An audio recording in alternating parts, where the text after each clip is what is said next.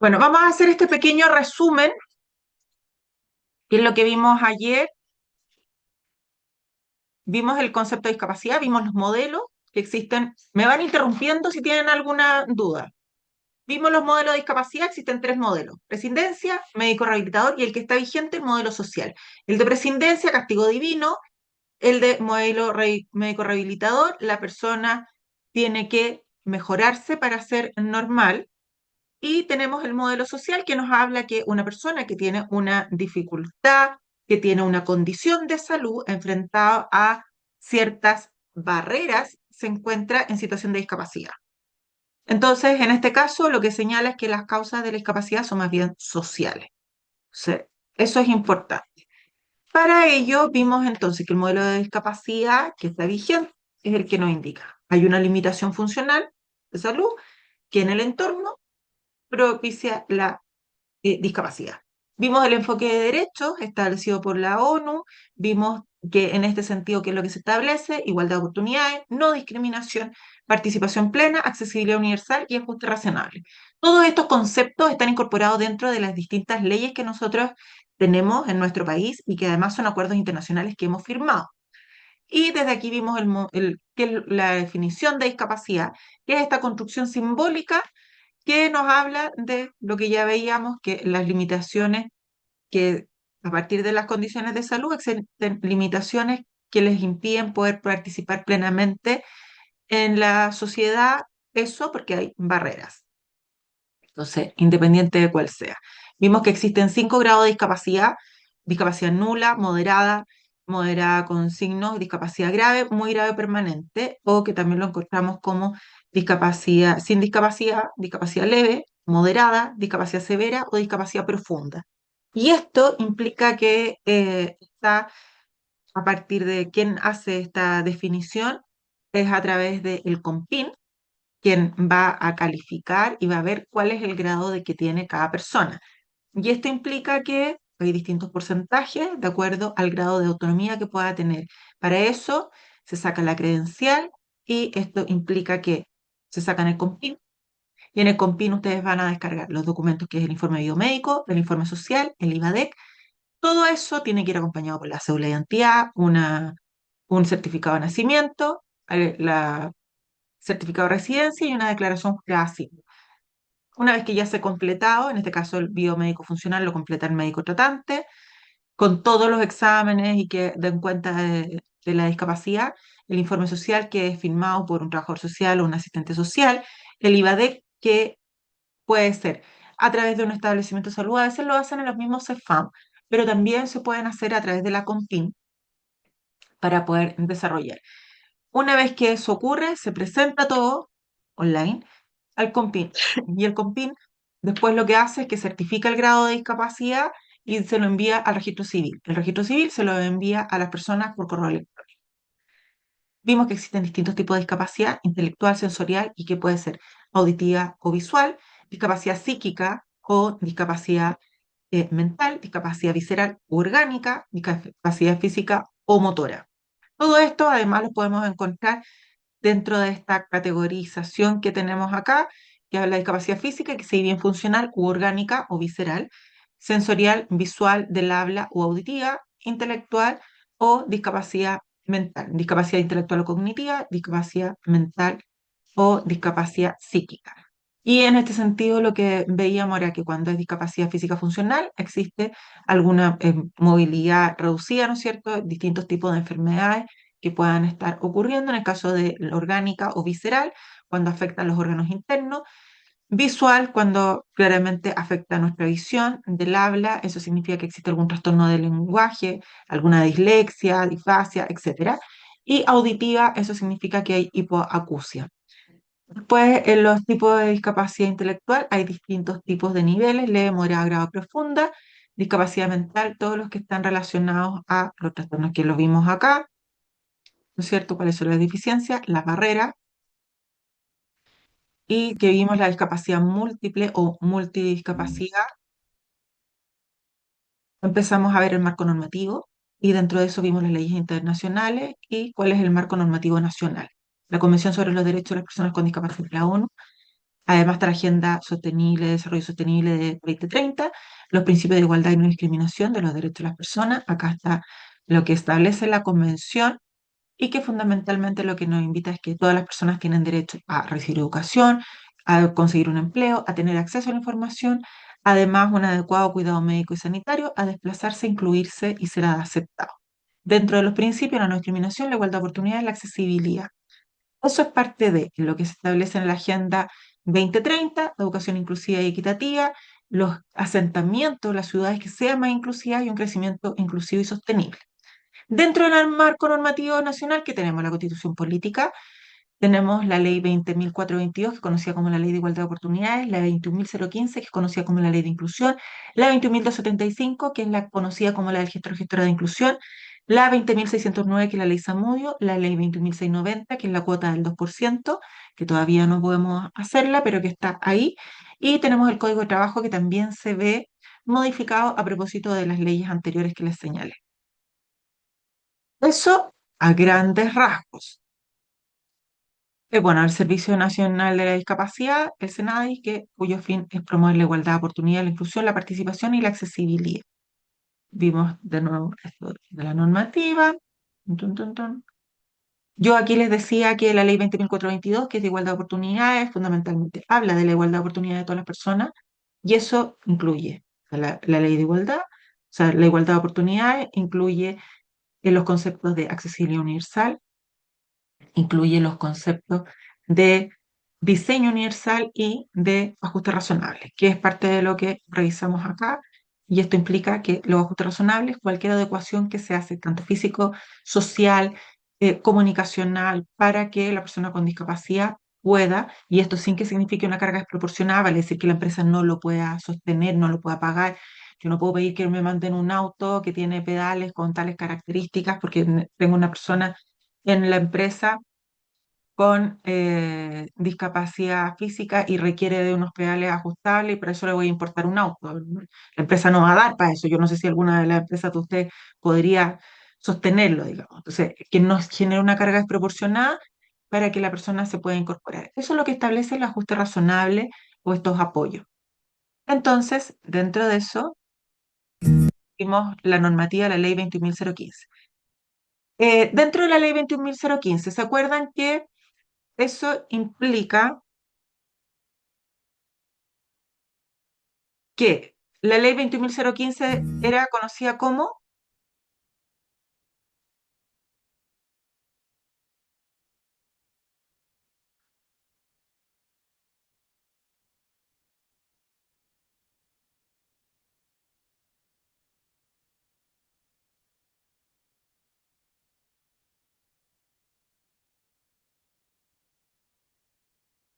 Inclusión laboral, ¿eso? la ley de inclusión laboral.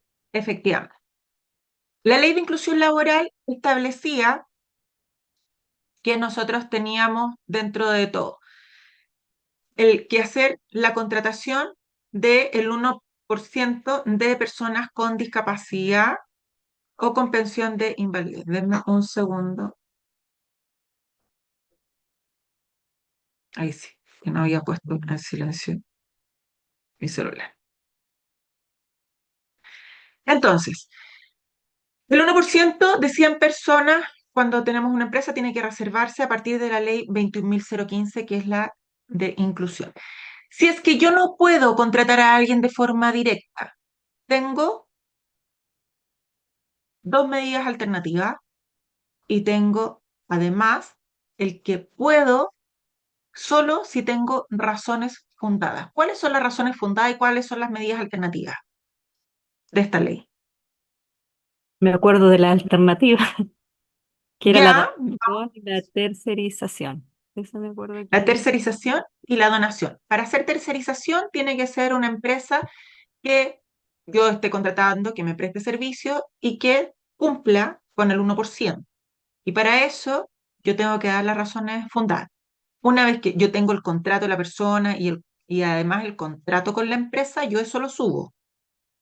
Pero la otra es la donación. Y la donación es equivalente a, ¿se acuerdan?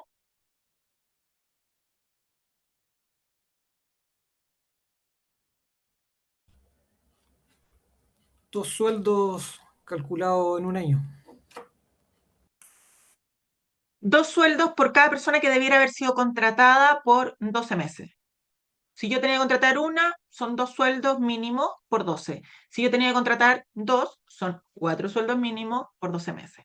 Por eso es que la gente evita el tema de la donación. Y para poder hacer la donación, yo lo tengo que hacer solo a organizaciones que estén incorporadas dentro del Ministerio de Desarrollo Social. Además de eso, eh, ¿quién se acuerda de las razones fundadas? Estoy viendo acá.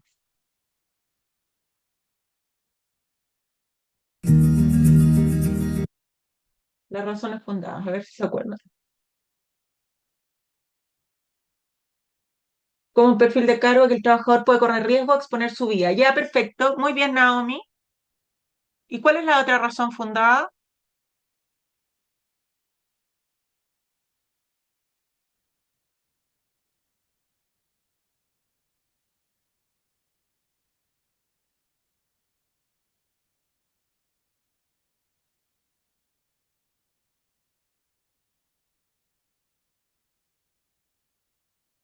¿Que tenga puros cargos iguales? No. La otra razón fundada es que yo publiqué y nadie se presentó.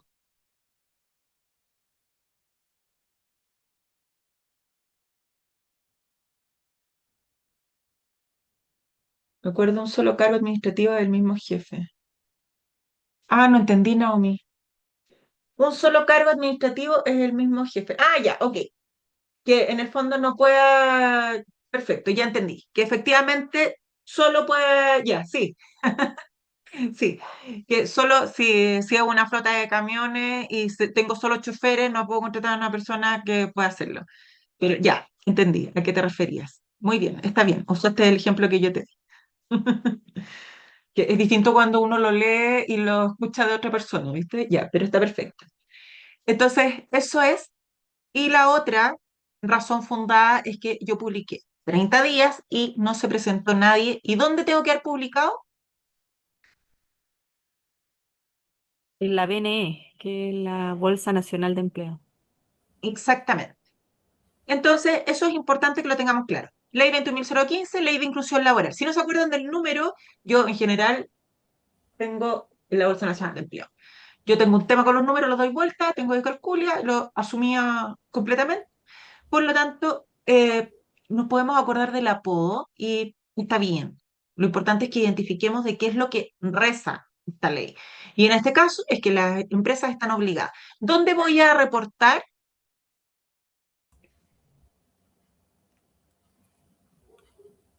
A la ADT, ¿Dónde voy a informar yo? a la ADT hay que informarlo. La dirección del trabajo a través de la página web. Y si es un Ujú. organismo público, lo voy a hacer a través del servicio civil. Eso es importante que lo tengamos claro. La ley 21.015. Check, estamos ok, ¿no es cierto? Aquí está, bueno, cuándo se tiene que publicar en un plazo de 15 días después. Yo celebro un contrato o celebro una modificación en el anexo o celebro eh, despido a la persona, tengo que informarlo 15 días después de que esto ocurra. Después, cuota de contratación 1%, cómo se calculaba, y aquí el número de personas contratadas por 0,01. ¿Y qué es lo que yo les decía? Que en caso de que fuera 150 y es con decimales el número, se redondea al número inferior, al entero inferior. No podemos pedir, recordemos, la credencial, no podemos exigir que nos pasen los trámites. No, porque es información sensible, la persona de forma voluntaria, yo puedo sensibilizar y por eso es tan importante que tengamos esa claridad. Entonces, yo hago la comunicación electrónica y aquí aparece cómo lo vamos a hacer, después les voy a mostrar. ¿Cuáles son las medidas subsidiarias en caso o las medidas alternativas? Tercerización, donación. Eso ya lo vimos en el Ministerio de Desarrollo Social, las razones por que son derivadas de la naturaleza de las funciones de la empresa. Y para eso yo tengo que hacer el informe, no lo hago yo, lo hace un especialista, lo firma el representante o la representante legal y lo firmo yo como gestora o gestor de inclusión. Y o que no tenga candidatos que cumplan con el perfil de las ofertas publicadas y porque tengo 30 días en los que no se presentó nadie para lo que yo necesitaba. Y eso tengo que publicar en la Bolsa Nacional de Empleo. Entonces, las sanciones ya las vimos. Yo les decía que la remuneración era inferior anteriormente y ahora eso se regularizó, que no pueden recibir nadie, puede ganar menos del sueldo mínimo, porque antiguamente se le pagaba menos del sueldo mínimo por ser una persona con discapacidad, sobre todo con personas con discapacidad intelectual. Ok, y también les hablaba que el marco normativo nacional ha ido teniendo ciertos ajustes, fundamentalmente a través de decretos. Bueno, y las leyes también han venido un poco a encauzar mucho más toda la normativa porque habían ciertos incumplimientos. Entonces, en el dictamen 30 del 30 de diciembre, que es el 3376 del 35, establece cómo se tiene que contabilizar, cuáles son las razones fundadas, etc. Y después yo les señalé que estaba la 21.275. Y la ley 21.275 es la ley conocida como la del gestor o gestora de inclusión, que establece que tiene que haber una incorporación efectiva de una persona que esté certificado efectivamente ante Chile Valora. Si el curso se certifica ante Chile Valora, ya pensé que algo me estaba escribiendo. Se certifica ante Chile Valora, queda su registro listo y tiene que estar contratado en el área de recursos humanos y tiene que ser contratado formalmente. ¿Yo puedo brindar asesoría? Sí, claro, ustedes pueden brindar asesoría, pero la empresa está obligada a contratar.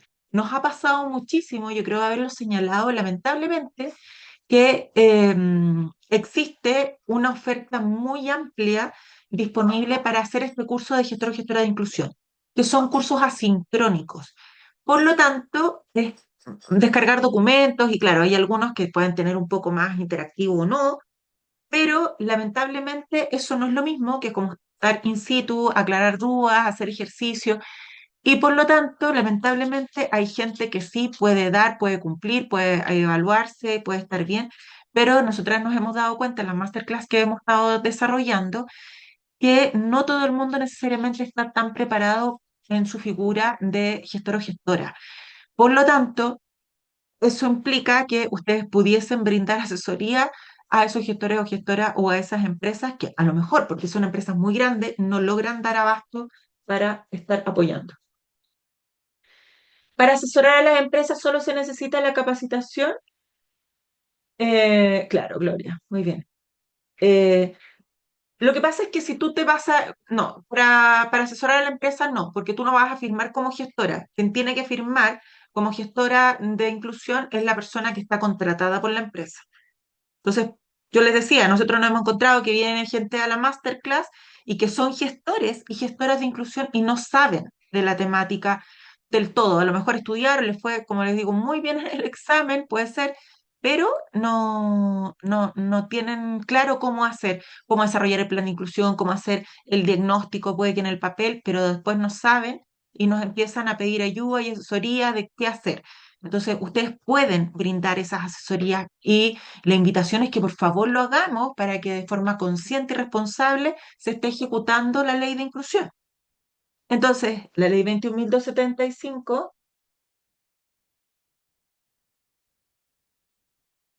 es que si tú vas a firmar como gestora, sí tienes que tener la certificación. Si tú no vas a firmar como gestora, no lo necesitas. Yo recomiendo siempre que hagan el curso y la certificación lo más cercano posible al término del curso y que hagan la certificación porque eso les valida mucho más. ¿Sí? Ahí les aclaré. O sea, yo entre medio que estaba haciendo, mientras que daba mi examen de gestora de inclusión, yo hice capacitaciones em, porque la verdad es que soy un poquito obsesa y soy en la lógica de los cursillos y me gusta mucho estar aprendiendo constantemente. Entonces, yo ya hice el curso y me puse a capacitar más, a formarme más. De hecho, ahora estoy haciendo un diplomado de inclusión y me empecé a formar más y empecé a hacer clases de inmediato, aún sin tener el curso. Ustedes pueden hacer cosas sin no tener el curso ya lo tenía, me refiero sin tener la acreditación ante Chile Valores. Lo que no pueden hacer, reitero, es firmar como gestor o gestora. Ok. Entonces, ¿qué es lo que nos dice la ley 20.275? Que tenemos que tener un gestor o gestora. ¿Qué es lo que hace el gestor o gestora? Tiene que desarrollar 3 unidades de competencia. Esas 3 unidades de competencia son desarrollar un diagnóstico, desarrollar, ¿qué más?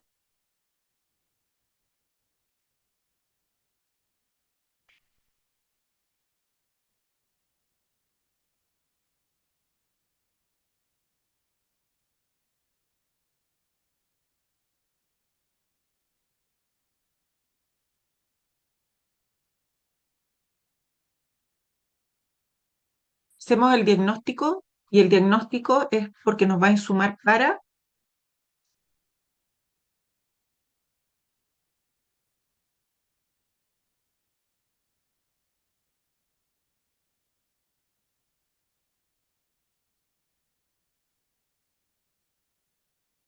informes para el plan de inclusión. Vamos a hacer el diagnóstico y siempre, acuérdense, yo siempre les doy así como los títulos de la canción. El diagnóstico, el plan de inclusión y van a desarrollar e implementar programas de capacitación. Todo esto en el marco de la legislación y en el marco de en enfoque de derechos. Eso es importante que lo tengan claro. Todos tienen el mismo apellido. Ahora, la ley de gestor viene a modificar, ya les decía, el Código del Trabajo porque exige el que se adopten las medidas que faciliten la inclusión laboral. Y esto implica que se tiene que considerar el que se adopten, primero, que se promuevan en todas las empresas que tengan más de 100 trabajadores o trabajadores.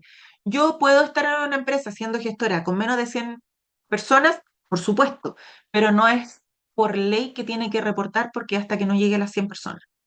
¿Qué es lo que voy a hacer? Voy a promover las políticas de exclusión, voy a revisar los planes y tiene que estar una persona trabajando como experta en inclusión, estos trabajadores y no trabajadores por si acaso.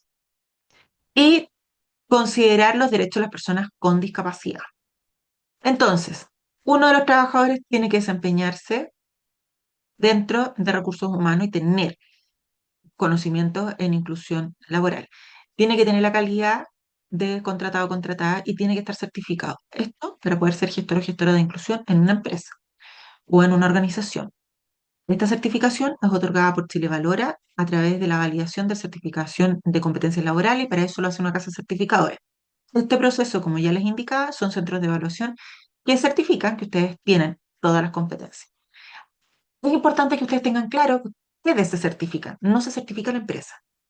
Entonces, ustedes se van de la empresa y porque van a montar su propia empresa o porque les ofrecieron una pega mejor o lo que sea, se van del país, lo que sea, ustedes se van con su cartón de gestor o gestora de inclusión. No es que la empresa se certifique, eso es importante que lo tengamos claro. ¿Cómo es el procedimiento? Ustedes son candidatos, candidatas, van, porque han hecho ya el curso, ¿no es cierto?, a un centro de evaluación acreditado que tiene un evaluador o evaluadora que está habilitado en Chile Valora, y eso ustedes lo pueden corroborar porque pueden pedir el RUT o les van a mandar los datos y ustedes van a poder ver dentro de que la persona está acreditada como evaluador o evaluadora. Si ustedes tienen los conocimientos, si tienen las habilidades, si tienen todas las competencias, para poder desempeñarse como gestor o gestora, ustedes van a dar su examen, van a aprobar y eso significa que se recepciona el certificado y se ingresan en este registro de personas certificadas en Chile Valora. Por otro lado, si es que a ustedes les va pésimo, no estudiaron nada, no vinieron a ninguna de las clases, estuvieron en modo... mm, es requisito de de la elegibilidad 2 años de experiencia como mínimo. ¿Para qué, Naomi?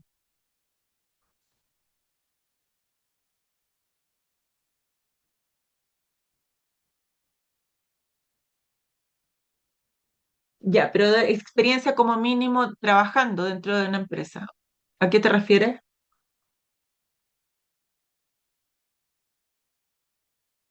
¿De experiencia en qué? Esa es mi pregunta.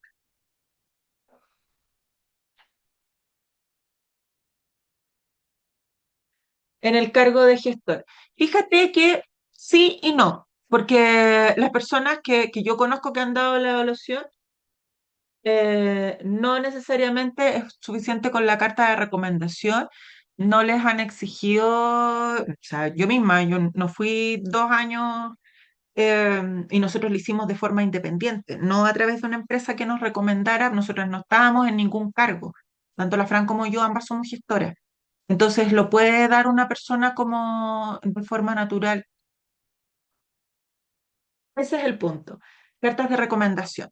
Entonces, tienes otra forma. Tú tienes que señalar qué tienes o cartas de recomendación. Y las cartas de recomendación, si es que no la hace la empresa, por ejemplo, nosotros lo hicimos como somos socios de la OTEC, la hicimos cruzada. Nos recomendamos mutuamente. Yo recomendé a la Fran me recomendó a mí. Y eso fue, sí, con contacto. Pero tiene que haber una carta de recomendación. Si es que el ideal es que, por supuesto, la persona lleve 2 años en el cargo, pero no es algo que estén vigilando constantemente, porque de las personas que yo he capacitado, te puedo decir que han dado el examen, han sido aprobados y aprobadas, y no necesariamente llevan 2 años en el cargo. Gente que está recién incorporándose en sus funciones, se, lo hacen con las cartas de recomendación. Esa es una opción. El ideal es que, como les digo, que sí tengan efectivamente. Ok, entonces tienen que tener ustedes fundamentalmente demostrar que lo que están diciendo es así. Si ustedes les va pésimo, no estudiaron nada, no estuvieron en las clases, y estuvieron en modo zombie mientras que yo les estaba haciendo las clases, no escucharon nada, lo más probable es que ustedes van a dar bote en el examen y no les va a ir bien, y eso va a significar que van a tener que reforzar para dar el examen nuevamente. Si ustedes reprueban, tienen que pagarlo de nuevo. Así que es importante que presten atención, que estudiemos y que vayan haciendo todas las dudas de forma inmediata. Existen distintos centros de evaluación Ale, en yo nuestro tengo país. una duda, disculpa. Sí, dime. ¿Hay algún periodo para rendir la evaluación? ¿Se rinden en No, algún periodo? Uno se inscribe simplemente y la rinde. tú te inscribes y la rindes. En este caso, nosotros hacemos la tramitación, les ayudamos en ese proceso. Ya. Entonces, cada quien se paga su examen, pero nosotras les orientamos y hacemos la derivación a las casas certificadoras, porque tenemos distintas casas con las que hemos establecido convenio, pero más allá de la casa certificadora existe una serie de documentación y dentro de eso ustedes tienen que llevar o mandar el certificado del curso. Entonces, para facilitarles la vida, nosotros enviamos toda la información a las casas certificadoras y les invitamos y les contamos en qué consiste todo el proceso. La última clase, de hecho, es un ensayo general de lo que es el examen. Entonces, este curso no busca prepararles para el examen, busca prepararles para que ustedes sean gestoras y gestores. Pero hacemos también ensayos, hacemos simulaciones, vemos qué es lo que les pueden preguntar para que ustedes se preparen, fundamentalmente para que nivelen también un poco la ansiedad, pero que también lo tomen de forma responsable. Porque les puedo contar que la experiencia nuestra, cuando dimos la evaluación, que la fuimos a dar juntas con la Fran, eh, lo que nos pasó es que estuvimos dando el examen durante 4 horas, lo que ya es bastante extenso, porque hay casas certificadoras que solo lo permiten por 2 horas. Nosotros estuvimos 4 horas dando el examen y la verdad es que cuando nosotras hicimos el curso, estudiamos, sabíamos de lo que estábamos hablando, pero nunca nos preparamos para un examen que fuera tan exhaustivo. Entonces, porque tiene una parte que es oral, donde le hacen preguntas, tiene una parte que es análisis de caso, van a ver imágenes, tiene una parte alternativa, tiene distintas formas. Entonces, es bien extenso y nosotras la verdad es que yo debo confesar que ambas salimos bien angustiadas del proceso, creyendo que nos había ido horrible, pero la verdad es que sí, teníamos los conocimientos, pero no estábamos preparadas para ese nivel de examen. Entonces, nosotras preferimos que ustedes se preparen para que esa ansiedad, cuando ustedes se enfrenten a la prueba, y digan, "Ay, ¿qué es esto?" O sea, no sea terrible y que ustedes digan, ah, ya, sí, esto nos habló la Ale, nos habló la Fran. Ale, ¿y es oral la prueba? ¿Uno va a algún de forma presencial, ¿a eso me refiero? Hay casas certificadoras que lo hacen online y hay otras casas certificadoras que lo hacen presencial. Existen distintas modalidades. Ya, El ideal y lo que más piden es que sea presencial, pero nosotros como estamos con distintos puntos dentro del país, estamos viendo las distintas opciones y dentro de eso también que sea. Y bueno, ahí nos dice Naomi, porque Naomi trabaja en una casa certificadora, ella nos comentó. La prueba de conocimiento, análisis de casos y prueba de simulación de casos, que es lo que yo les decía. ya. Y tiene una parte que es oral, que hay, y bueno, y tienen que mandar todas las evidencias que dan cuenta de que ustedes tienen las competencias y las habilidades y las recomendaciones, tienen que mandar su currículum, todo lo necesario porque ustedes quedan dentro de un registro. Entonces, eso es, como les digo, es ideal que ustedes sepan y no entren así como tan... nosotras entramos en pánico un poco porque no estábamos preparadas para el nivel de examen que era. Uno siempre así como que dice, no, ya, esto es yo lo sé, pero fue así como lo sé, pero era mucho, mucho, mucho. Así que va a depender de que ustedes igual sean conscientes. Ahora, yo les puedo decir que del 100% el 90% aprueba. Ahora, quienes no aprueban, curiosamente, y aquí Cristian, para que tú tengas atención, fíjense que quienes no han aprobado han sido prevencionistas de riesgo. Y no por la profesión, sino porque se confían en que conocen porque son del área. Y se caen porque no necesariamente ven todas las temáticas del gestor o gestora de inclusión.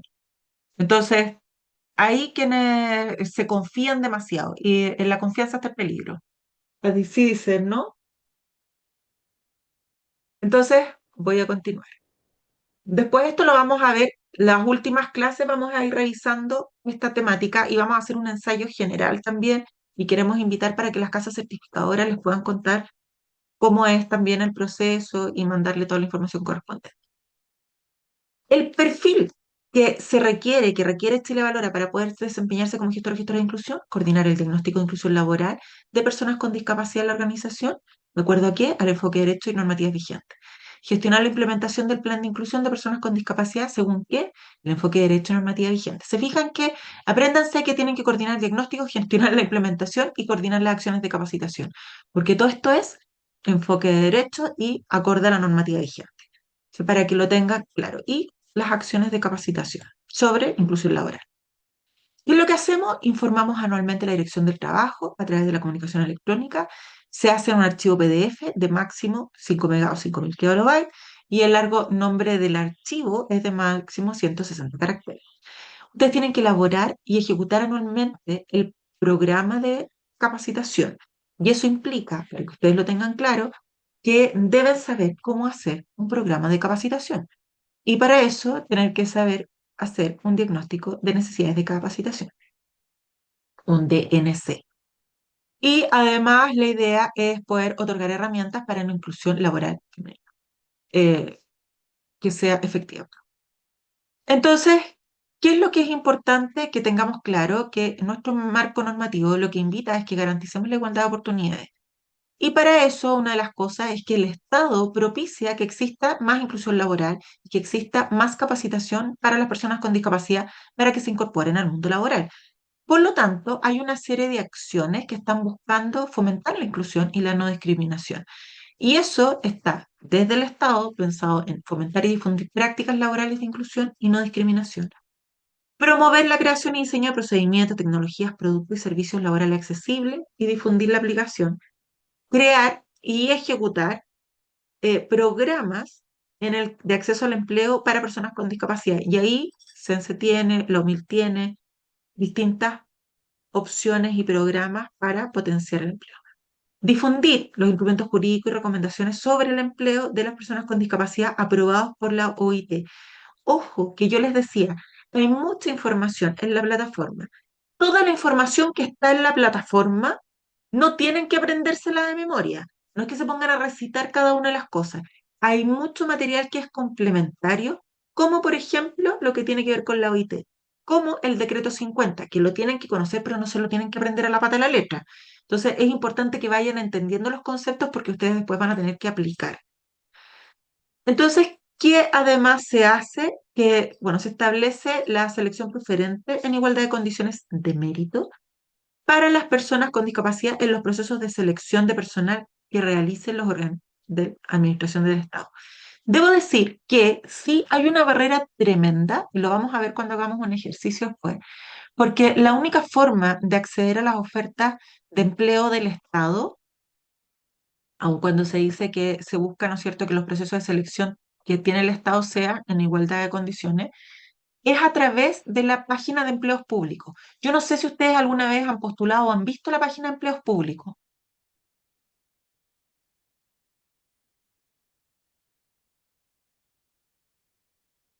De acá sí.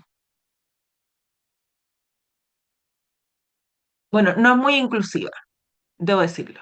Y no es muy inclusiva porque son eternas las postulaciones. No, ok. Pero vamos a ver un caso porque es importante que ustedes tengan claridad de cómo funciona después todo este proceso. Entonces, pero se busca, y eso es el espíritu del Estado. Pero además, como marco normativo nacional, ¿qué es lo que tenemos? Tenemos legislación y políticas públicas que están orientadas a la promoción de la inclusión laboral. Tenemos programas de capacitación y formación a través de CENSE, el Servicio Nacional de Capacitación y Empleo, porque hay formación, porque hay distintas instancias y de hecho hay certificación de competencias que se pueden hacer. Y esto buscando poder proveer de mayor empleabilidad a los sectores vulnerables y eso incluye a las personas con discapacidad en situación de discapacidad para poder fomentar sus habilidades porque hay muchas personas que lamentablemente no han podido terminar sus estudios formales y que requieren. Existe hartas brechas en ese sentido. Servicios de orientación y asesoría, porque las oficinas públicas están brindando orientación laboral y también brindan acceso a los beneficios, al apoyo psicosocial para que las personas se puedan incorporar al mundo laboral y se puedan insertar adecuadamente. Creación de entornos laborales inclusivos, pensando en que el Estado también promueva estas buenas prácticas, se hagan campañas de sensibilización como la que vimos de la Ley 21.015. Esa es una campaña de sensibilización. Hay otras más que vamos a ir viendo a lo largo del curso y certificaciones que vayan a reconocer estas buenas prácticas de inclusión laboral. Pero además existe una supervisión y un cumplimiento que se busca para que las empresas cumplan con la normativa. Entonces, hoy día están más atentos y atentas a que ver si efectivamente se está cumpliendo con la ley y si no, se sanciona. ¿Cuáles son los beneficios? Y es importante que lo tengamos presente, porque cuando vamos a tener que fundamentar en nuestra empresa, en nuestra organización. Bueno, ¿y para qué hablamos de inclusión? Esto está de moda. No, no está de moda. Esto genera efectivamente un cambio cultural y posibilita que aumente nuestro PIB, posibilita que más personas mejoren su calidad de vida y para las empresas, para las organizaciones, que propicia además creación de un valor compartido. Entonces, porque se entiende que no es cuando hablamos de inclusión solo una beneficencia, sino que nosotros estamos dando un valor agregado como empresa para la sociedad. Mejora la imagen y reputación. Cuando ustedes tienen que están las campañas de Teletón, ¿no es cierto?, que se hacen un tiempo antes de las distintas empresas que forman parte de quienes están auspiciando y que después van a hacer la donación. Cuando estamos en periodo de Teletón, ¿ustedes qué papel higiénico compran? El que aporta la campaña. Vemos el que aporta la campaña. Entonces, mejora la imagen, mejora la reputación, porque hoy esta empresa es más inclusiva, ¿no es cierto? Y fortalece su imagen de marca. Pero también aumenta la productividad y aquí hay estudios, lo vamos a ver después, que dan cuenta de que las personas con discapacidad pueden tener una alta productividad cuando se le asignan tareas que son adecuadas, pero además cuando les entregamos todos los ajustes razonables para que la persona se pueda desempeñar en igualdad de condiciones que el resto. Y vamos eliminando barreras y vamos reduciendo brechas. Por otro lado, hay mayor innovación y diversidad de perspectivas. Cuando yo incorporo a todas las personas que componen nuestra sociedad, tengo mucho más opciones de que desarrolle yo un producto en el que efectivamente se vea reflejada toda la diversidad de personas que la componen. Entonces, Y eso va a enriquecer, porque nuestro país no está hecho y construido solo con personas sin discapacidad. Entonces, vamos aportando desde las distintas perspectivas, que son parte de la sociedad, las personas con discapacidad, y por lo tanto la visión que puedan aportar también permite que nosotros tengamos otras opciones. ¿Y porque buscamos hacer qué? Potenciar el talento, buscamos que las personas tengan las competencias. La reducción de la rotación del personal. Se ha demostrado también que las personas que son contratadas y que están con algún tipo de discapacidad, situación de discapacidad o con pensión de invalidez, tienen un mayor compromiso y hay una menor rotación. Y eso, claramente, cuando tenemos menos rotación, es menos gasto, porque no tengo que estar contratando ni capacitando gente constantemente. Y mejora el clima laboral, porque cuando yo tengo un clima laboral que es más inclusivo, es también más positivo. ¿Y por qué? Porque estamos valorando la diversidad y todas las personas se sienten partícipes de este compromiso que asume la empresa en el que se promueve el respeto y la colaboración entre todos y todas. Entonces, acá esto es de la OIT y habla efectivamente de qué es lo que ocurre de las personas con discapacidad. Este es un estudio que está en uno de los documentos, en este minuto no me acuerdo, pero está en uno de los que están subidos a la plataforma y están sintetizados acá, pero que nos habla de que hay ventajas eh, y cómo lo ve, cómo lo percibe la gente, mayoritariamente, lamentablemente, no sabe, pero fíjense que quienes sí refieren tener conocimiento dicen que en un 15,6 hay una alta productividad, en un 12,8 hay una mayor disciplina laboral, en 10,5 trabajo en equipo, buen clima laboral. Se fijan que son conceptos que dan cuenta de que hay ventajas. Por otro lado, cuando nosotros hacemos inclusión laboral, no solo estamos beneficiando a la persona, estamos beneficiando a esa persona y a todo su entorno familiar, estamos beneficiando a la empresa y a todos sus trabajadores y trabajadoras, y estamos beneficiando también a la sociedad civil y al Estado. Y eso propicia que efectivamente sea positivo el que nosotros hagamos incorporaciones de inclusión de personas con discapacidad. Ahora, ¿cuáles son los desafíos que tenemos que enfrentar? Que hay muchas barreras actitudinales y prejuicios, hay muchos estereotipos y hay, lamentablemente, desde el capacitismo, entendiendo que el capacitismo es que yo creo solamente en que las personas, si son capaces o no, las voy a evaluar para poder desarrollar. O sea, la persona no, es que yo creo que no va a ser capaz, no va a poder. Entonces, no tiene las capacidades porque tiene una discapacidad. Tiene una discapacidad intelectual, no, pero no tiene, no, yo creo que no va a tener las capacidades para poder estar, no sé, levantando cajas. Visualizamos de forma errónea, lamentablemente, barreras actitudinales y prejuicios. Hay una falta de conocimiento, por eso es tan importante cuando se hace el proceso, nosotros hacemos el diagnóstico, hacemos el plan y hacemos, ¿qué más? Diagnóstico, plan de inclusión, y como gestor y gestoras, ¿qué más tenemos que hacer? Desarrollo de programas de inclusión. De capacitación. De capacitación. Porque efectivamente hay poco conocimiento. Entonces, cuando desconocemos algo, le tememos. Entonces, tenemos que gestionar de manera efectiva y para poder hacerlo, tenemos que propiciar que exista mayor conocimiento. Hay costos iniciales de adaptación y eso es un desafío porque cuando recién partimos tenemos que implementar la rampa, tenemos que implementar el baño para personas con discapacidad, los ajustes razonables para las personas que estoy contratando. Entonces, el hacer toda esa adaptación, por supuesto, es un costo.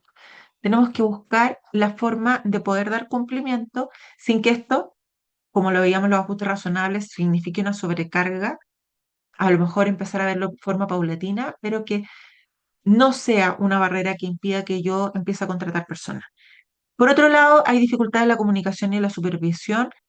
No siempre hay un- una forma y hay canales de comunicación que sean del todo claros y tenemos que adaptar nuestros estilos de supervisión para que sea efectiva la inclusión, porque si nosotros no hacemos ajuste razonable en los instrumentos, con los que yo voy a medir si la persona se está desempeñando adecuadamente, tampoco voy a poder hacer una inclusión real. Y hay falta de política y programas inclusivos porque las empresas aún no están desarrollando todas las políticas y programas que vengan a promover la inclusión en todas las áreas de la organización. En resumen, ¿qué es lo que tenemos hasta la fecha en términos de marco normativo? El 2006, la Convención sobre los Derechos de las Personas con Discapacidad. El 2008, nuestro Estado chileno ratifica el compromiso en esta convención. El 2010 se promulga la Ley 20.422, que es la Ley de Igualdad de Oportunidades. El 2017 se promulga la Ley 21.015, que incentiva la inclusión de personas con discapacidad, que el 2022 empieza a tener modificaciones a partir de los dictámenes para poder acotar efectivamente todo el proceso. Y tenemos la ley 21.275, que es conocida como la ley del gestor o gestora de inclusión, que se gestione y se promulga el 2020. Y tenemos la ley 21.690, yo ya se los había señalado. Esta es una ley que un poco la menciono, pero que sí es importante que ustedes tengan claro porque viene también a impulsar la inclusión laboral y busca llegar al 2%. Todavía no podemos llegar al 2%. ¿Por qué? Porque para eso tenemos que llegar al 80% de las empresas y los servicios públicos queden en cumplimiento al 1%. Y todavía no cumplimos con el 1%. Entonces, apurarnos, por favor, con el cumplimiento del 1% para que lleguemos al 2%, que es la ley 21.690. Y esta ley establece cambios en el Código del Trabajo, en los estatutos administrativos, ya sea de funcionarios y funcionarias públicas de distintos eh, ministerios, servicios, etcétera, pero también de los funcionarios municipales y de los asistentes de educación que tienen distintos estatutos administrativos. Por eso son tres distintos, pero todos tienen su propio estatuto administrativo y en el que se señala que se tiene que impulsar la inclusión y se incorpora este proceso. Después tenemos la ley 20.422, que es también se viene a modificar. ¿Y por qué viene a modificar esta ley en el Código del Trabajo y viene a modificar la ley 20.422? Porque establece que debe haber una forma, lo vamos a ver después en profundidad en las últimas clases, establece además cómo se tienen que implementar los ajustes razonables. Y eso a partir del decreto 44, que también lo vamos a ver, que está dentro del perfil cuando veamos el tema del perfil. Después tenemos la ley, otra de otra de las leyes es la ley 19.885, que son las donaciones sociales y que establece que tienen que estar inscritas en el Ministerio de Desarrollo Social, pero además acá lo que viene a establecer es que yo puedo donar el 50% de esta ley, la 21.690, puedo donar el 50% a una empresa, no una empresa, a una fundación y el otro 50% a otra fundación. O sea, el 100% no lo tengo que donar a la misma parte. Eso es algo que se cambia en la ley 19.885. Y la ley 21.015, ¿por qué? Porque en vez de establecer la cuota del 1%, establece la cuota del 2%. Eso modifica la ley 21.690. Hasta el momento lo único que no se ha podido cumplir es respecto de eh, el cumplimiento del 2%. Hasta aquí, ¿cómo vamos?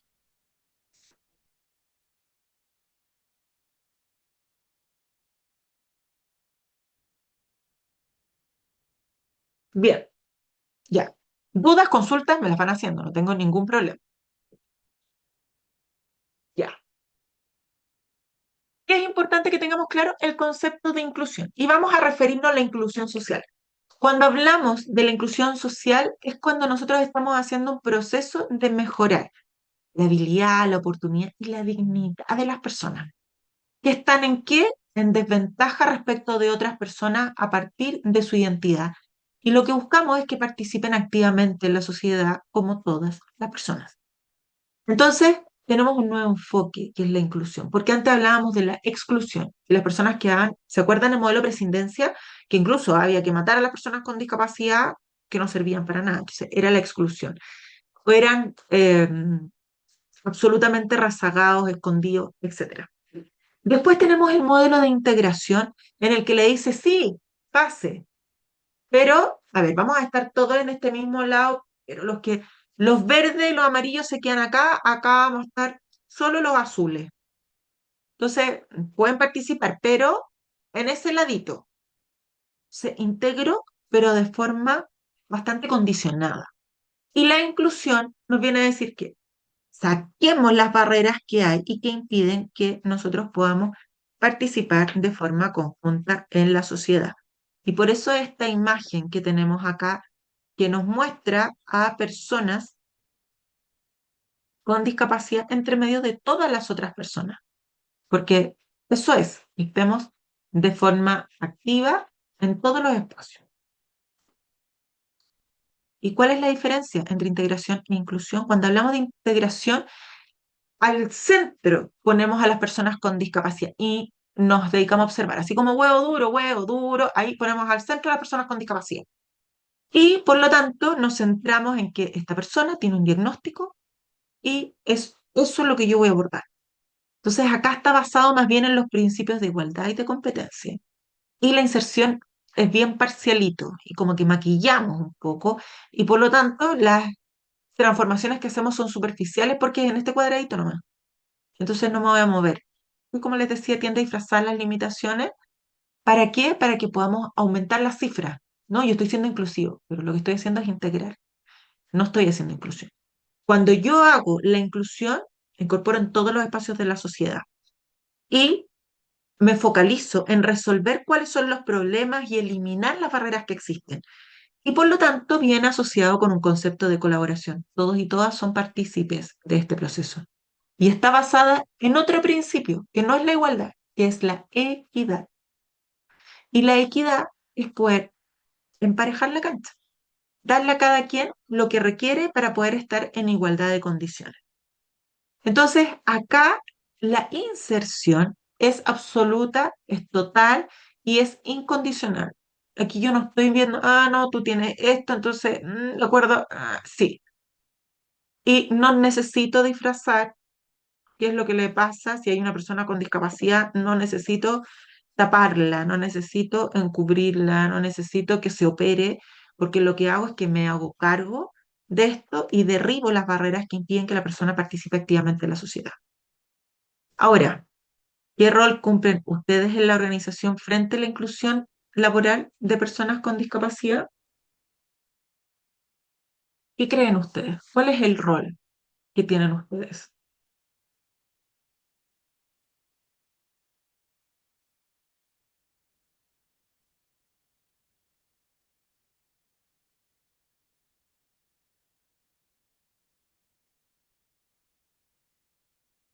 Promover, yo creo. ¿Ya? Ujú. Es lo que ustedes crean. Transmitir el aprendizaje, ¿ok? Entonces, tenemos que efectivamente ir derribando estas barreras y vamos a ir viendo que a propósito de todas las instancias que tenemos que desarrollar, porque son 3 UCL, pero esas se desprenden en varias más. O sea, no varias UCL más, sino que significa que tenemos varias tareas que hacer dentro de esas unidades de competencia. Y acá yo les he hablado de un concepto que es el capacitismo y en el que yo voy a entender que el cuerpo humano, si está completo, está capacitado para desempeñar distintas funciones. Y que por lo tanto, si tiene esas capacidades, incluso va a ser más valioso que otras personas. Entonces, personas con X capacidades son educables o son más productivas. Se asume además la presencia de que estas capacidades van a permitir que sean mucho más funcionales y ¿qué es lo que hace, por lo tanto? Deja fuera toda la diversidad funcional. Porque solo si es que yo veo que la persona está de forma normal, es que efectivamente tiene todas las capacidades.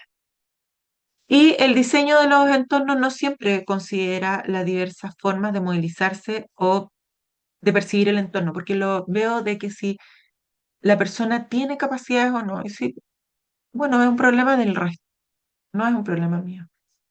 Entonces, ¿qué tenemos que tener en consideración para poder fomentar un entorno inclusivo? Mirar más allá de las leyes. porque tenemos leyes, tenemos un marco normativo, pero debemos ser conscientes de que existe diversidad de personas. Tenemos que ser conscientes de nuestros propios sesgos. ¿Qué es lo que me pasa a mí? Tenemos que interactuar con otras personas de forma amable, respetuosa, evitar bromas sobre la discapacidad y fomentar un entorno de responsabilidad en torno a esta materia, esta temática. Y por ello es tan importante que nosotros, que ya lo decía Varela y Maturana, el lenguaje construye realidad. Entonces tenemos que utilizar el lenguaje inclusivo en términos de discapacidad. Ha tenido varios cambios a través de los años, pero acá lo importante es que nosotros sepamos utilizar toda la terminología correcta para darle el sentido que corresponde, para que las actitudes estén alineadas con lo que buscamos de inclusión, para que también podamos expresarnos adecuadamente en términos de la percepción y de nuestras emociones.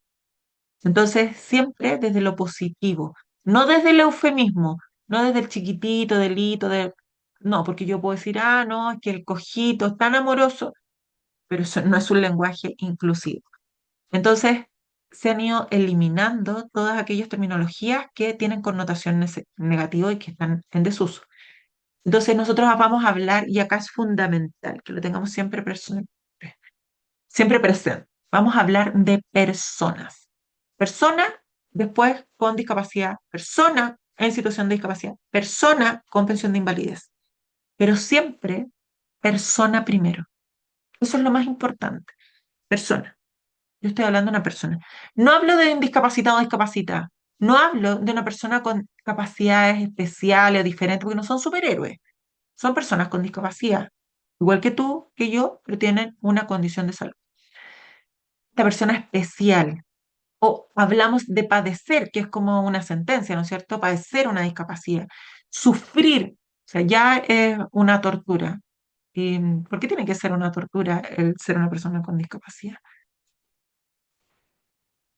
Vamos a preferir persona con discapacidad física, persona con discapacidad motora, persona con movilidad reducida. Y no vamos a usar minusválido, minusválida, inválido, inválida, lisiado, lisiada, paralítico, mutilado, cojo, coja, tullido, tullida. Esos términos están absolutamente anacrónicos, obsoletos. Por otro lado, persona usuaria de silla de ruedas, persona que se traslada en silla de ruedas. No vamos a decir que una persona que está confinada con la silla de ruedas. Otra vez más, la sentencia de muerte. Relegado a una silla de ruedas. Esto para que ya lo vayamos incorporando desde el principio. Vamos a decir que es una persona de talla baja o una persona de talla pequeña. No vamos a hablar del enano, la enana o el enanito o la enanita, porque eso está en el cuento de A de la Blancanieves. Pero no existe. Son personas de talla baja o de talla pequeña. Eh, vamos a preferir persona con discapacidad, se fija que siempre persona. Sensorial auditiva, persona con discapacidad auditiva. Lengua de señas, no vamos a hablar de lenguaje de señas, porque es propio de nuestro país. Una persona sorda, no vamos a decir el sordito, la sordita, porque yo les decía antes, cuando lo hacemos desde el eufemismo y el hito, la ita, el pobrecito, pobrecita, no significa que yo esté utilizando un lenguaje inclusivo. O sea, sigue siendo igual de ofensivo, porque además yo lo podría hacer desde, si es que le quisiera atribuir una característica desde la pena pobrecito. Entonces, vamos a preferir persona con discapacidad sensorial visual, persona con discapacidad, exacto, es como el lenguaje lastimoso, el hito. Vale, y me queda una Entonces, duda, por qué es lenguaje? No, ¿cómo dices que no era lengua de lengua. señas y no lenguaje de señas? ¿Por qué?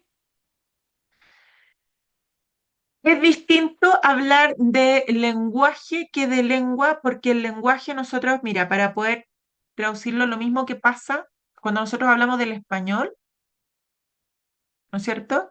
Todos hablamos español, pero hablamos en chileno, ¿sí? Entonces, cuando hablamos de lenguaje, es absolutamente universal. Cuando hablamos de lengua, es particular. Ya, ok. Nosotros tenemos la lengua de señas. Mm, ya, se entiende. y que es propia de cada lugar. ¿Se entiende la distinción? O Sí, se entiende. ya, ok. Entonces, persona con discapacidad sensorial visual, persona con discapacidad visual, persona ciega, persona con baja visión. No vamos a decir invidente, que es algo que todavía se ocupa mucho. Invidente, cieguito, cieguita, no vidente, corto de vista. De nuevo, tal como lo decía Gloria, es como lastimoso. Entonces, procuremos no evitar, no incorporar esos términos y evitémoslo de frentón, vayamos acostumbrando. Persona con discapacidad intelectual, persona con discapacidad cognitiva, persona con síndrome de Down. No vamos a decir mongólico, mongólica, que yo recuerdo en la época mía en el colegio uno siempre decía, hoy no, aquí el mongólico. O sea, no son términos que hoy día se utilicen. Es retardado, retardada, retardado mental, retrasado mental, o el niño, la niña, o Down. No, persona con síndrome de Down. Vamos a preferir persona con discapacidad psíquica, persona con discapacidad psicosocial, persona con esquizofrenia. Hacemos el nombre de las capacidades. Entonces, siempre persona, luego la discapacidad. Siempre va a ser lo mejor que la llamemos por el nombre, por supuesto. Pero si yo voy a hablar, referirme a un grupo, no sé, vamos a trabajar con personas con discapacidad auditiva, porque vamos a hacer un grupo de... Entonces, pero tenemos que tener claro que siempre va persona. No hablamos solo de discapacitado o discapacitada, no lo hacemos a secas. Y menos hablar de demente, de loco, loca, trastornado, trastornada, esquizofrénico, que además hoy día se utiliza mucho desde la terminología despectiva o para decir, oh no, que está piteado, que todas esas cosas. Entonces, seamos respetuosos, respetuosa con la otra persona, tratémosla con dignidad en función de lo que es. Y acá está resumido todo lo que yo les acabo de señalar. Y bueno, nosotros vamos a hablar de inclusión y no de integración. Entonces, no vamos a decir que nosotros somos personas que nos vamos a dedicar a la integración de personas con discapacidad, porque la integración, ya lo vimos, es pensar más bien y dedicarnos y enfocarnos en las personas con discapacidad. Y lo que nosotros vamos a hacer es abrir y romper las barreras y ir eliminando las brechas que existen o ir reduciéndolas al máximo, su máxima expresión, para que sea inclusivo. No nos vamos a centrar en poner el hilito para que la persona pueda pasar. Como Servicio Nacional de la Tenemos que ir. Discapacidad, queremos entregarle algunas recomendaciones sobre el uso correcto del lenguaje en discapacidad.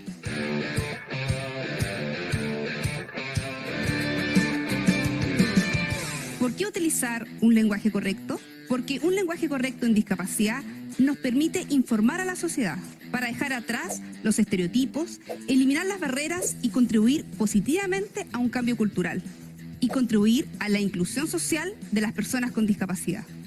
A continuación, les entregaré algunas recomendaciones. El uso correcto es persona con discapacidad o persona en situación de discapacidad. Nunca debemos decir personas con capacidades diferentes, menos discapacitado, anormal, deficiente o enfermito. La persona vive en situación de discapacidad, tiene o presenta discapacidad, no la sufre, no la padece, no es víctima de una discapacidad. En Chile existen más de 2.800.000 personas con discapacidad mayores de 2 años, según el segundo Estudio Nacional de la Discapacidad. Si te vas a referir a una persona con discapacidad física, es incorrecto decir inválido, lisiado, minusválido, tampoco paralítico, menos cojo. Una persona con discapacidad psíquica o una persona con discapacidad psiquiátrica en ningún caso es loco, demente o trastornado. ¿Se van dando cuenta de lo importante que es utilizar un lenguaje correcto en discapacidad? Entonces, no sigamos cometiendo los mismos errores. El uso correcto es persona con discapacidad intelectual. Mongolito, retardado y retrasado mental es un grave error. Persona ciega o persona con discapacidad visual. Persona sorda o persona con discapacidad auditiva. Por favor, no utilices no vidente, cieguito, invidente, tampoco sordomudo, el sordo o sordito. Si quieres más información y recomendaciones para el lenguaje en discapacidad, visita www.cenadis.gov.cl. Ok, ella ya no es, claramente, estos son videos anteriores, no hay videos que sean de ahora, de este gobierno. Por lo pronto, me imagino que ya saldrán, pero yo les decía que se busca, ¿no es cierto?, mostrar constantemente este tipo de reflexiones. ¿Dudas respecto a lo que es el lenguaje inclusivo? Vamos a ir reforzándolo conforme va pasando, pero hasta el momento, ¿cómo vamos con esto?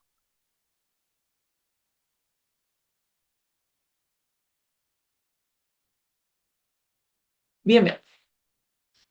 Ok, súper. Entonces, vamos a ver que además tenemos que sortear barreras físicas, actitudinales y estructurales en el entorno laboral. El hacer la inclusión plena de las personas con discapacidad implica eliminar las barreras físicas, pero también las barreras de comunicación y las actitudinales. Porque ¿qué es lo que queremos? Es crear un entorno que permita que todas las personas puedan participar activamente de la sociedad. ¿En qué? Con las condiciones de igualdad de oportunidades. Y eso implica que tenemos que reconocer cuáles son los obstáculos de participación y que existen barreras que están frecuentemente en nuestro entorno y que lamentablemente impiden que las personas puedan estar en distintos espacios.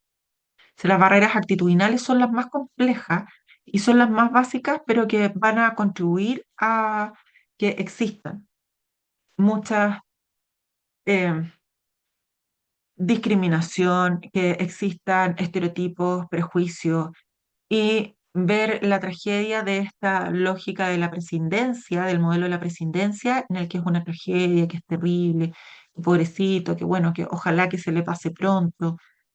Y vamos a encontrar también barreras de comunicación en el que las personas con discapacidad no pueden acceder a toda la información. Yo les comentaba, no sé si recordaban este caso de las personas que están, cuando hubo este caso de los incendios, ¿no es cierto? Esta ministra que se abrió paso para poder efectivamente, eh, esta intérprete de lengua de señas, dar cuenta y tapó a la ministra que quería estar en primer lugar para ella poder expresar lo que tenía que comunicar. Pero además, no hay disponibilidad en braille. Yo les comentaba que no sé si lo empezaron a seguir al No Nos Vemos Oficial, que es este influencer que les decía yo, que es una persona así, una persona con discapacidad visual. Y él había hecho una campaña para que los colegios llegaran oportunamente los libros y libras a los niños y niñas que tuviesen este tipo de discapacidad. Y fíjense que hay cosas que pueden ser súper simples, pero que, porque la otra vez tuvimos una alumna que nos comentaba, ella estaba haciendo cero presupuesto, ella trabaja en un servicio público, cero presupuesto, pero ella lo que hizo fue que, no sé si ustedes en algún momento, porque bueno, no sé si están todos en la misma generación, yo sé que no necesariamente creo que son todos y todos más jóvenes que yo, pero ¿ustedes hicieron esto de la lámina de cobre con el clavito para poder hacer una figura?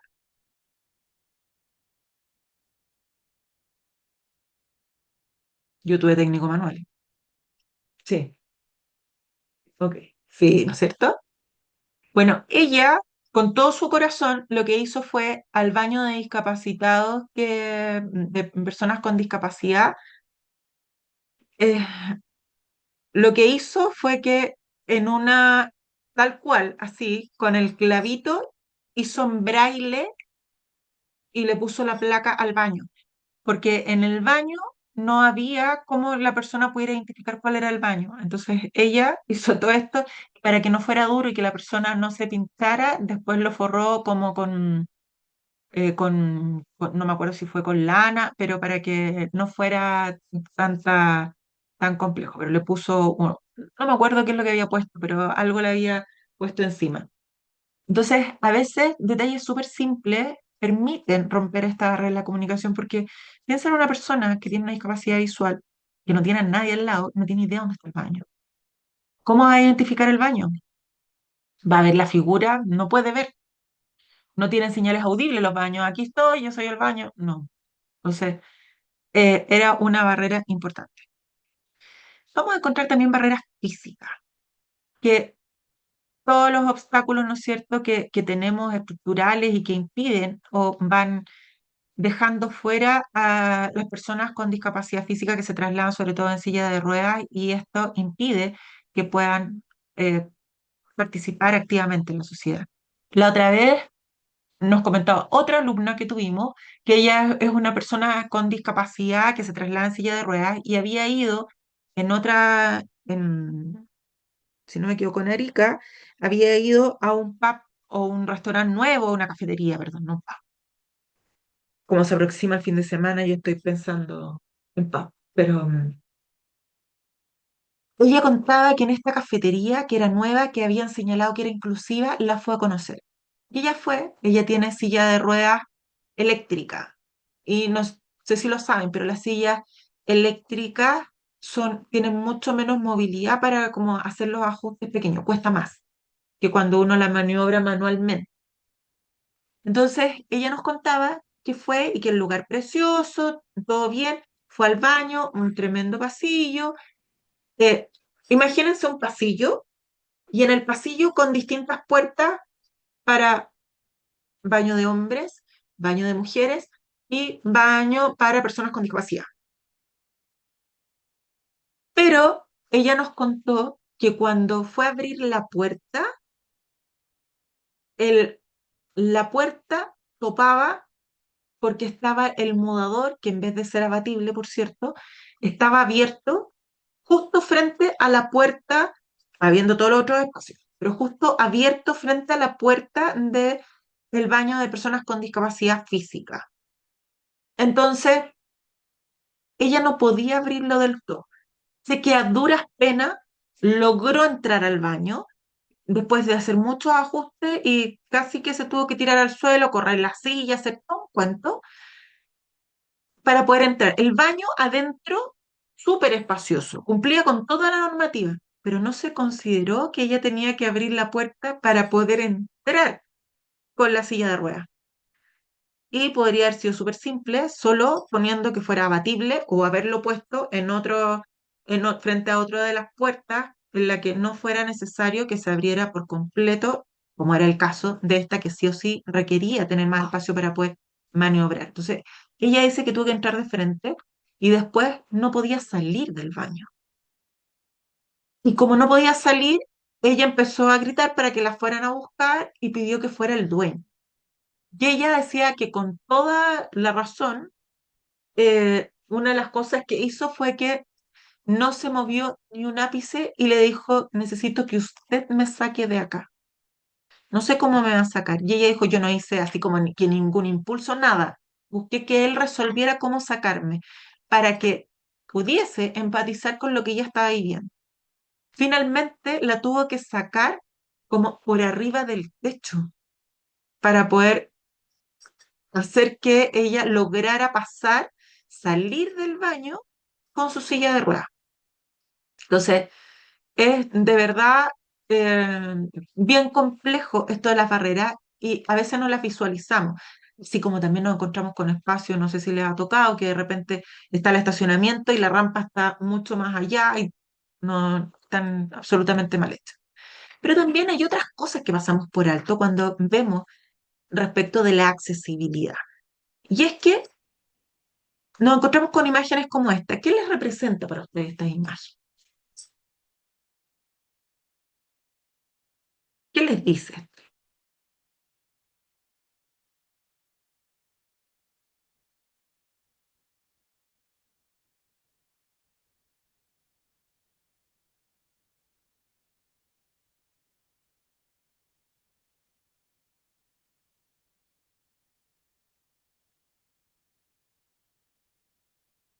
Barreras. Y tenemos barreras porque si esto, gracias, Carla, porque si estuviéramos en una emergencia y esto fuera una chicharra de emergencia en un barrio y la persona empieza a hablar por el megáfono, todo, evacúen la zona, etcétera, etcétera, etcétera.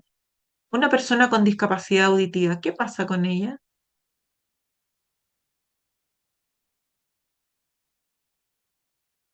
No tiene cómo saber. O sea, tendría que ver a la gente corriendo, pero no tiene cómo saber. Entonces, tenemos otras barreras que también son de accesibilidad. La persona con discapacidad, vamos a ver después, a propósito del decreto 50, todas las medidas. Pero, por ejemplo, una persona que tenga que marcar y que se traslade en silla de ruedas, o que es una persona de talla pequeña, no va a alcanzar a marcar acá, porque esto es el borde de la puerta de arriba. No alcanza a marcar acá. ¿Cómo registro su asistencia? ¿Qué pasa cuando encontramos barreras como esta? Incluso, si lo pensamos, hasta las mujeres, ¿no es cierto? Que sería privativo usar falda porque ya uno se empieza como a urgir con esto, pero es complejo, a mí me cargan las escaleras de caracol, pero es complejísimo para una persona sin discapacidad. Imagínense una persona con discapacidad, una persona embarazada, una persona mayor, es muy complejo. El que sea todo escrito, o el que tengamos solo imágenes, así como las que tenemos ahora y que la persona está hablando, pero que no tengamos, sea solo texto y no tengamos ninguna imagen que una persona con discapacidad intelectual pueda interpretar de lo que estamos hablando. Entonces, ¿qué es lo que tenemos que tener presente? Que hay personas que se comunican de otras formas, como por ejemplo a través de la lengua de señas, que hay personas que usan bastón, que hay personas que se trasladan en silla de ruedas, que hay personas que requieren mobiliarios más bajos y que hay personas con discapacidad intelectual o cognitiva que van a requerir de otras circunstancias. Y por eso es que vamos a hablar de accesibilidad universal, porque es esta condición que tiene el entorno, tanto urbano como el servicio, como los productos, para que los podamos usar de forma cómoda, de forma segura, porque no sé si les ha tocado, pero esas puertas que están a veces, bueno, y de hecho hubo un incendio hace algunos años atrás, no sé si en el Costanera, no me acuerdo la verdad, como no soy citadina, pero que las personas no podían abrir las puertas de emergencia porque no sé si les ha pasado que son estas que, como ocurría con los semáforos, claro, que hay que empujarla y hay que cargarse y había personas que se habían visto afectadas porque no podían evacuar el edificio, que no podían empujar la puerta. Y eso aplica para personas que están embarazadas, personas mayores. Y por eso cuando hablamos de accesibilidad universal no solo estamos pensando en las personas con discapacidad, sino que cualquier persona lo puede usar, independiente de cuáles son sus capacidades motrices o sensoriales o la edad o todo, pero que sean cómodas, que sean seguras, que sean igualitarias para todas las personas y que permita que yo lo pueda hacer de forma independiente, autónoma. Y cuando hablamos de accesibilidad universal, hay tres que son necesarias que consideren. La accesibilidad universal en términos de infraestructura, la accesibilidad universal en términos de comunicaciones y la accesibilidad web o digital. Yo necesito tener una rampa. Necesito tener una vereda por la que se pueda trasladar una persona con discapacidad visual o con discapacidad que se traslada en silla de ruedas. Necesito que la infraestructura esté acondicionada, por supuesto. Necesito tener distintas condiciones, pero también en términos de comunicaciones. No puede ser que frente a una emergencia yo solo tenga un megáfono para anunciar. Tengo que buscar otras formas de comunicar. Ese mismo pudiese tener alguna con luces, ¿verdad? La accesibilidad web. Hoy día para todo ocupamos la web, ocupamos todo lo que es digital. Entonces, para eso yo tengo que propiciar, y si ustedes se meten, bueno, vamos a ver unas páginas que sean accesibles, pero empiecen a observar qué es lo que hay en su entorno, empiecen a observar si las comunicaciones son posibles de acceder por todas las personas, si la accesibilidad web me permite o yo tengo que hacer muchos clics, pero cuando tengo que hacer muchos clics deja de ser accesible. Cuando tengo muchos pop-ups, eso puede alterar una persona Incluso es más, está comprobado que en los videojuegos y todo, que entregan muchos estímulos visuales, pueden generar ataques de epilepsia. Entonces, cuando estamos hablando de la accesibilidad universal aplicada a la infraestructura, vamos a tener que tener claro un concepto que es la cadena de accesibilidad. ¿Y qué significa eso? Que yo me pueda aproximar y que pueda llegar desde que salgo de mi casa hasta que llego al lugar de mi destino de forma absolutamente independiente y que puedo hacerlo fácil y que no tenga ninguna barrera, nada que me impida transitar libremente. Entonces, si es que algo me corta, algo me impide, me tengo que bajar de la vereda, ya no es una cadena de accesibilidad y se pierde esa cadena.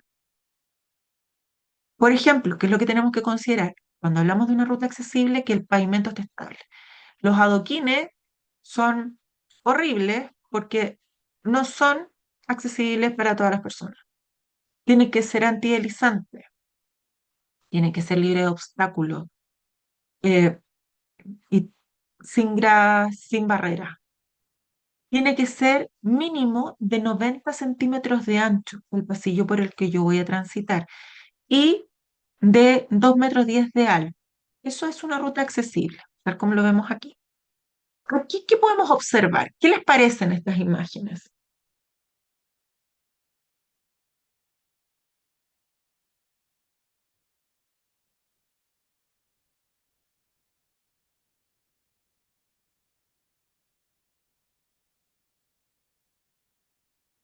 ¿Qué vemos?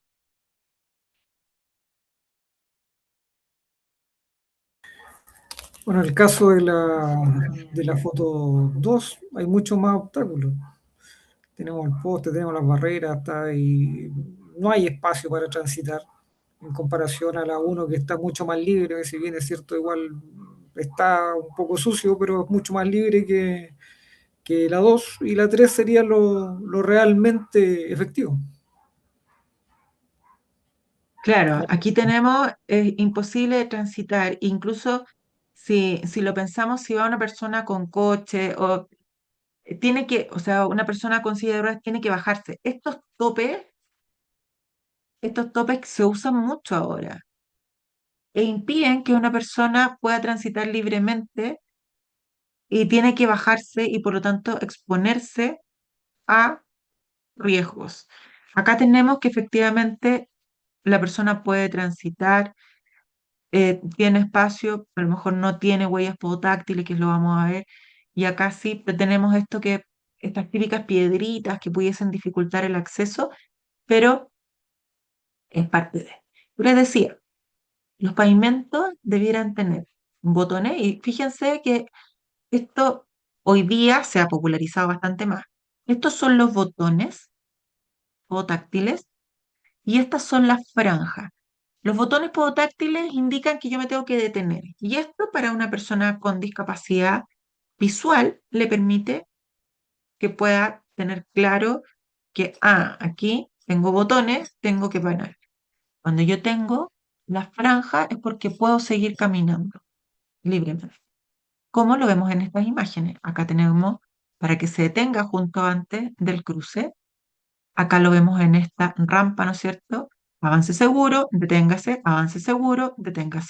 para poder tener el acceso a la rampa. Acá vemos que es todo avance, avance, avance. Acá, aunque tenemos esta que puede afectar, pero tenemos el avance y las huellas podotáctiles que le dicen que se detenga. Pero acá vemos esta otra infraestructura. ¿Y qué nos encontramos acá? ¿Esto ustedes creen que es accesible? ¿Aplicará respecto de la accesibilidad universal? La imagen del medio es poco accesible, la otra está más implementada. Ujú. ¿Qué dicen ustedes?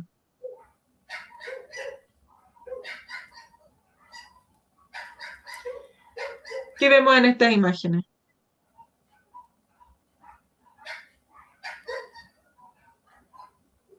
Muy poco espacio. Acá, ¿ustedes creen que hay 90 centímetros? Empiezan a salir con widgets.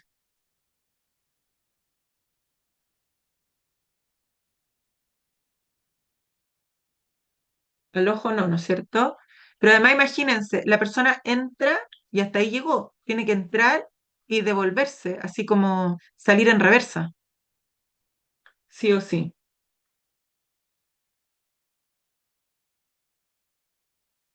¿Quieres, Gloria, que me devuelva la diapo anterior con las huellas podotáctiles o lo otro?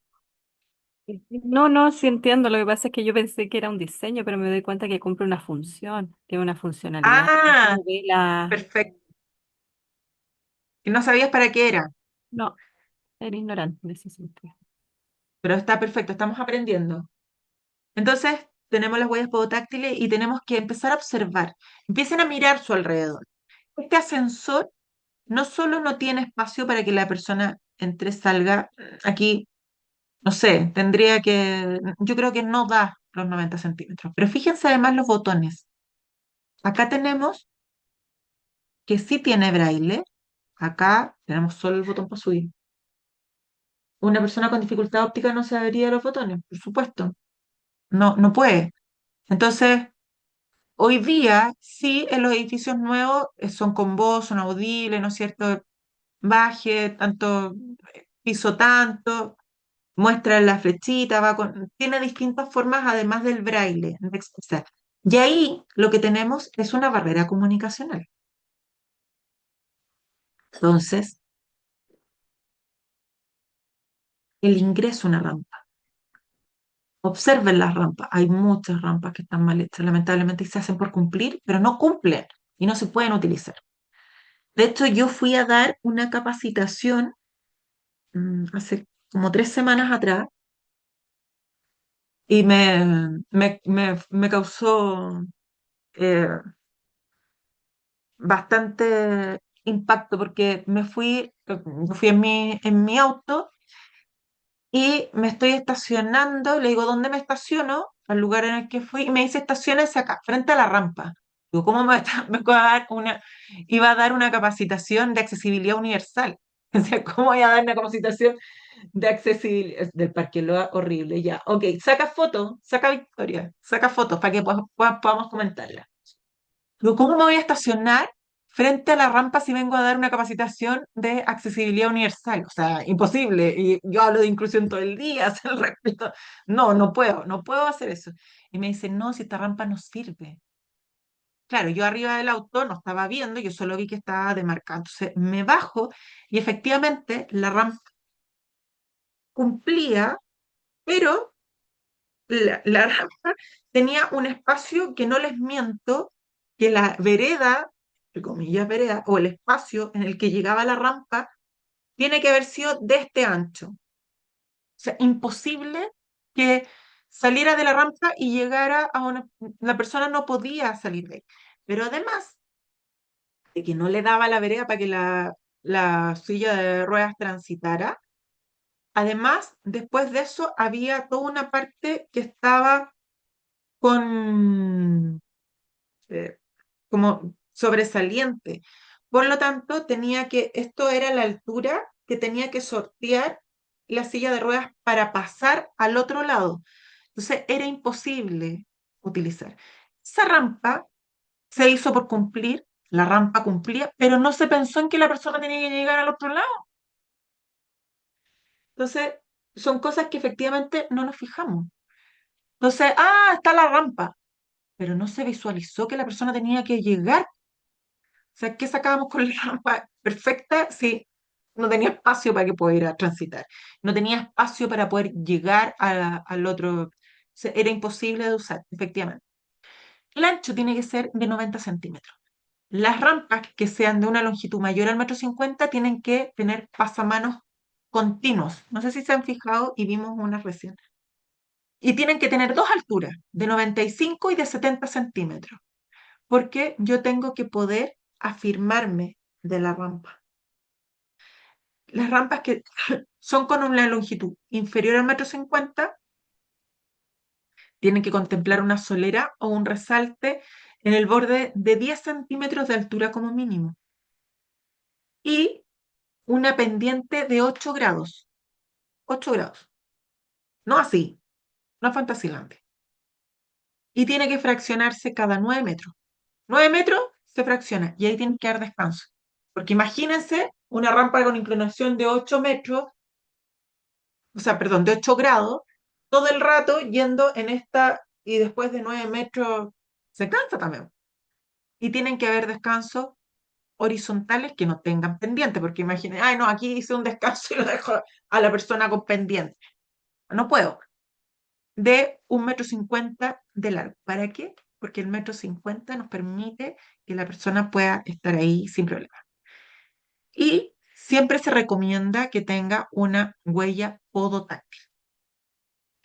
Entonces, veamos estas rampas. ¿Qué les parece? ¿Qué vemos aquí?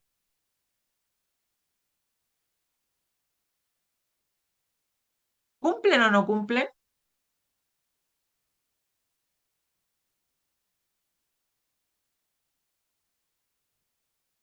No.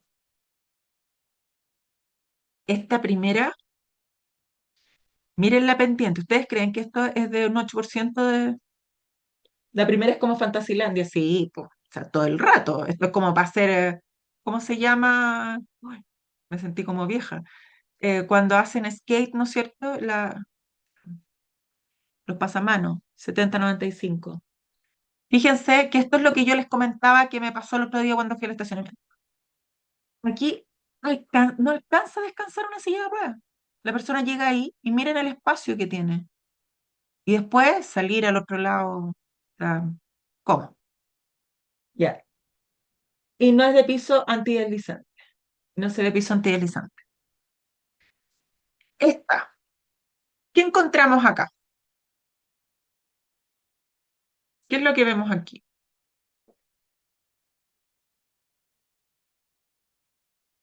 ¿Cumple o no cumple? ¿Qué creen?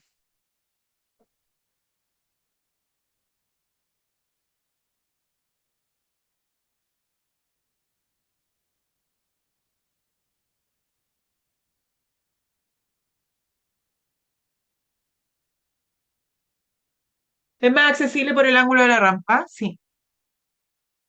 Sí, es más accesible. No tiene huella podotáctil, pero fíjense la baranda. Y la idea es que sea de 90 centímetros de ancho porque las barandas tienen por objeto que la persona se puede ir apoyando. Entonces, si yo la hago demasiado ancha también, la persona no puede afirmarse en las barandas. Entonces, observemos eso. Y aquí no sé si tiene espacio para salir, pero ya. Acá tenemos efectivamente huella podotáctil, que es la que veíamos anteriormente. Pongámosle que son unos 90 centímetros. La persona llega acá, pero ¿con qué nos encontramos? Los pasamanos son muy altos y al ver el piso parece que fuese muy resbaloso, de acuerdo a lo que se ve. Ujú. Y Y el ancho no creo que tenga los 90. ¿no es cierto? Es como dudoso. El ancho a lo mejor no nos da. La altura, o sea, imagínense si una persona va, visualícense me imagino que están sentados o sentadas, así como yo. Si tengo que tomar la baranda para firmarme, o sea, es lejos lo más incómodo que hay. Entonces, no nos sirve, esto es de adorno. O sea, no está pensado en una persona con discapacidad. Pero cuando llegamos al puesto de trabajo, nos encontramos. El escritorio tiene que ser de 70 centímetros de alto y de 70 de profundidad para que pueda haber el espacio suficiente para una silla de ruedas. Los elementos de alcance no tienen que estar a más de 1,20 m para personas de talla pequeña y para también personas que se trasladan en silla de ruedas.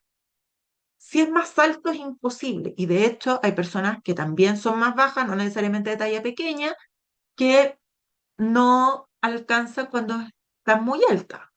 Entonces, no tiene que ser más de 1,20 m, los huelleros. Los espacios de tránsito tienen que ser al menos de 90 centímetros para que una persona pueda transitar libremente. Los espacios para maniobrar y para que yo me pueda dar la vuelta en una silla de ruedas tiene que ser de una circunferencia libre de 1,50 m. Si no, no puedo. Entonces, es algo a considerar. Acá vemos el baño preferencial para una persona con discapacidad. ¿Qué es lo que cuenta?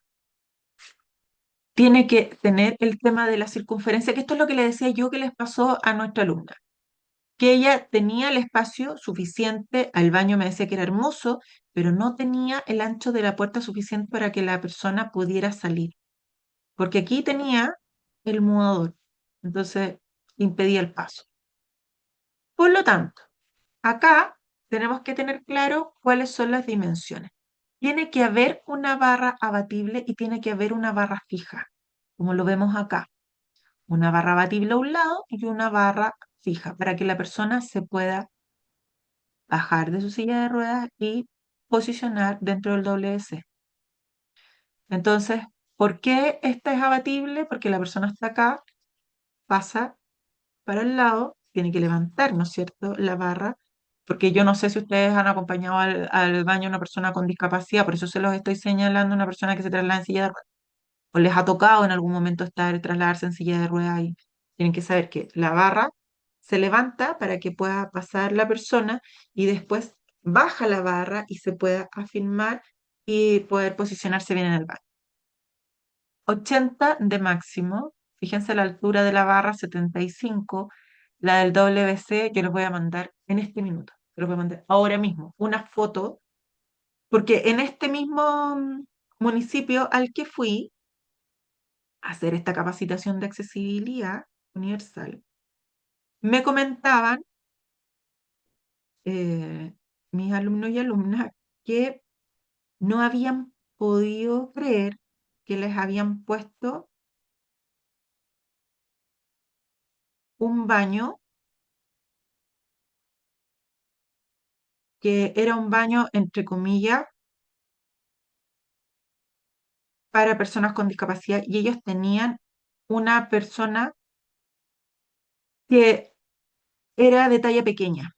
Y para poder resolver, qué es lo que hicieron, se los estoy mandando.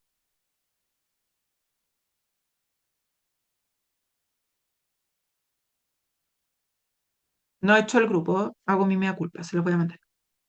Miren el WC, no se los puedo poner.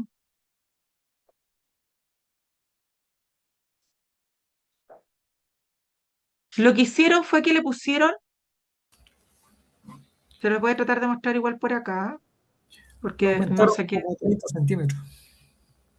Le aumentaron. Sí, como 30 centímetros. Nadie podía subirse al baño. Yo lo fui a ver y dije, esto es un absurdo, porque ¿qué sentido tiene aumentar? Y eso fue lo que hicieron para que fuera un baño para personas con discapacidad. Esto es una falta de respeto, porque es hacer las cosas, porque además aquí igual hay plata, o sea, si uno piensa, hay una inversión, hay un trabajo que se hizo que no sirve. Entonces, falta de empatía, lamentablemente. ¿Qué aspectos son generales? Los elementos a no más de 1,20 m. Espacio de tránsito, 90 centímetros. Espacio para maniobrar, 1,50 m. Ancho de entrada mínimo, 90 centímetros, para poder tener claro. Las señaléticas. Tienen que haber señaléticas que vayan acompañados de pictogramas, de imágenes, que permita que cualquier persona lo pueda identificar. Como por ejemplo, sala de conferencia, área de fumar, baño de hombre. Pero eso para una persona con discapacidad cognitiva lo puede reconocer o una persona que tenga una discapacidad visual y que alguna sombra vea. Pero lo mejor es que además esto vaya acompañado por braille. Entonces, así se identifica el espacio. Como les decía, esta chica lo que hizo fue que le puso braille al baño. Entonces, por otro lado, también tenemos que considerarlo que vamos a hacer capacitaciones y tenemos que considerar la accesibilidad cuando nosotros entregamos también la información. ¿Qué implica esto? Que desde el discurso yo tengo que mantener siempre una actitud que sea activa y amigable, que nuestra voz sea audible, que podamos utilizar un lenguaje claro, que sea comprensible y que sea en un orden simple, claro y coherente. Cualquier persona que nos esté escuchando puede entender lo que yo estoy diciendo. Pero además, ojalá que sea con intérprete de lengua de señas que esté calificado o contar con subtítulos. Hoy día se puede hacer los subtítulos, ustedes pueden poner desde el computador y les aparece automáticamente los subtítulos de lo que yo estoy hablando y les va a ir señalando. Puede tener algunas imprecisiones, pero les aparece. También, lo vamos a ver dentro del computador, uno puede hacer dictados, tenemos distintas opciones que están dentro de la configuración. Pero en el discurso nosotros tenemos que procurar cuando estamos haciendo una capacitación que sea lo más entendible, no tocarnos la cara, porque la gran mayoría de las personas con discapacidad auditiva logra leer los labios y no necesita una persona, un intérprete de lengua de señas. Si nosotros nos tapamos la cara, impedimos que pueda leernos los labios. Tenemos que utilizar siempre un lenguaje inclusivo, sobre todo en aquellos en que estamos hablando de discapacidad o inclusión. Y tenemos que tener siempre acompañado de imágenes y algo que explique la imagen de forma sucinta. Contenidos audiovisuales, videos en los que solamente tengamos imágenes y música, que vaya con subtítulos. Y que si es que no existe, que podamos explicar los aspectos relevantes del video. En este video pudimos apreciar recién tal cosa. Entonces, ojalá contar con subtítulos o con intérprete de lengua de señas chilena. Fíjense cuando nosotros hablamos de exponer los contrastes que tenemos acá. Este tipo de combinaciones no es legible. Incluso si yo me saco los lentes me va a costar identificar. Entonces, ¿qué es lo que dice ahí? No sé quién más usa lentes igual que yo, pero si ustedes se los sacan van a ver que no van a poder. Lo mismo cuando tenemos este tipo de combinaciones que son texturadas. Esto es lo que se pierde. Tenemos que utilizar, como los que tenemos acá en Top of Mind, este tipo de combinaciones. Las fuentes que sean lo más claras, que sean de fácil lectura. No utilicemos cursivas ni nada porque eso ya dificulta a la otra persona. Y cuando yo les hablaba de la accesibilidad web, existe un principio y hay una guía de accesibilidad web que también debería estar en la plataforma. Véanla y si no me dicen y se las envío porque creo que está, no la he revisado actualmente. Pero hay 4 principios que son básicos para la accesibilidad web. Tiene que ser perceptible, tiene que ser operable, tiene que ser comprensible, tiene que ser robusto, tiene que sostenerse bien. ¿Y qué es el diseño universal? Porque yo les hablé de accesibilidad universal. La accesibilidad es que podamos transitar libremente por todos los espacios cualquier persona, independiente de quién sea, de forma autónoma, de forma segura. Además, que yo lo pueda hacer de forma cómoda y que no represente, como les decía, ningún riesgo. El diseño universal es cuando yo estoy en el proceso previo, pensando en lo que voy a desarrollar.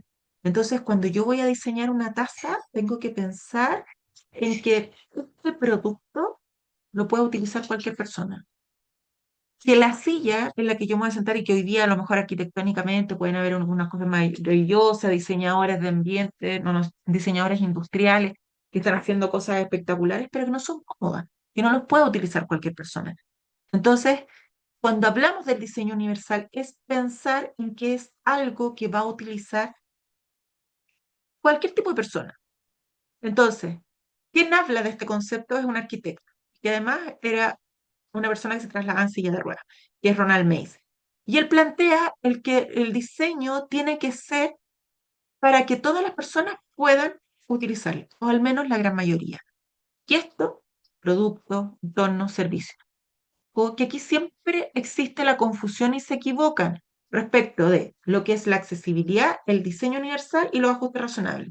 La accesibilidad universal tiene que ver con la infraestructura, con el diseño web y con las comunicaciones que yo pueda usar con condiciones que me den autonomía, seguridad, que sean cómodas. Se me olvidó el 4 criterios.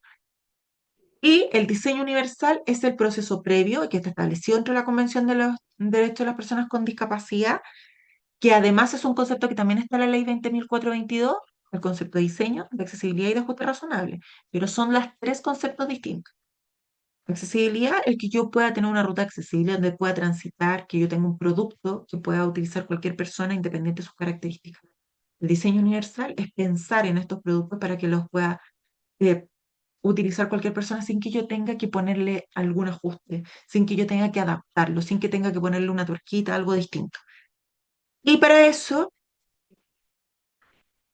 bueno, y el ajuste razonable son los apoyos que nosotros brindamos para que las personas puedan desempeñarse en igualdad de condiciones.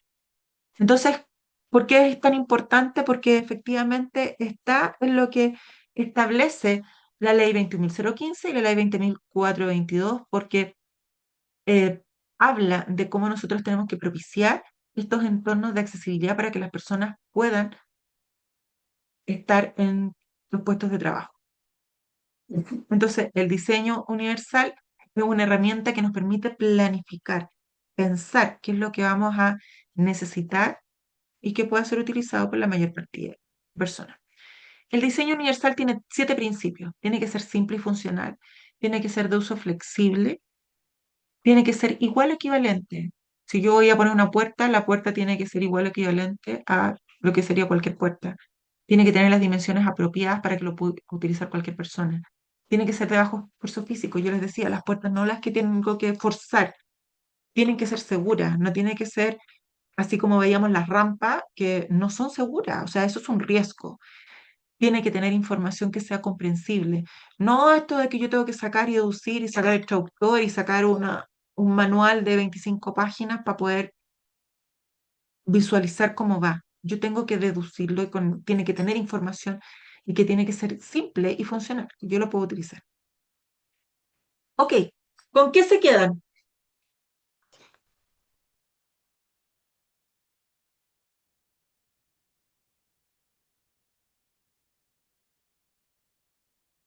Por favor, no. ¿Cuál es su duda?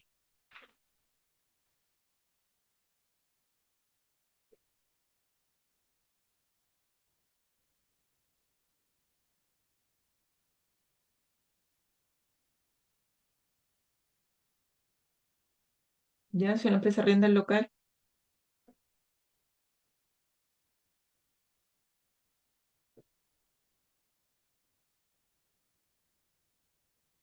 Para hacer una actividad tengo que procurar que tenga el máximo de condiciones de accesibilidad.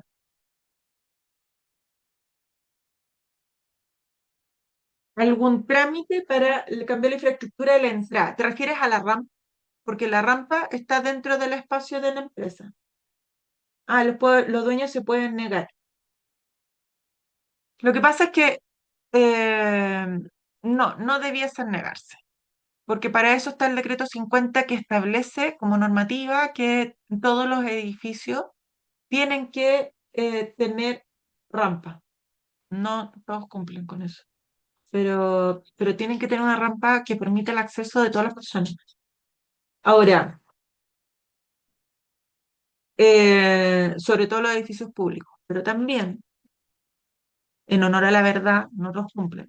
¿Por qué? Porque también tenemos edificios que son patrimoniales y ahí tienen un choque entre la defensa, y me podrán apoyar las abogadas en esto, pero existe respecto de, es un bien nacional y al ser patrimonial, yo no puedo hacer intervenciones extra, no puedo modificar el baño, no puedo modificar, poner una rampa que impida el acceso. Entonces, ahí existe una discrepancia que no han llegado a ningún acuerdo, pero sí debiese, por ejemplo, ese es un problema, por supuesto.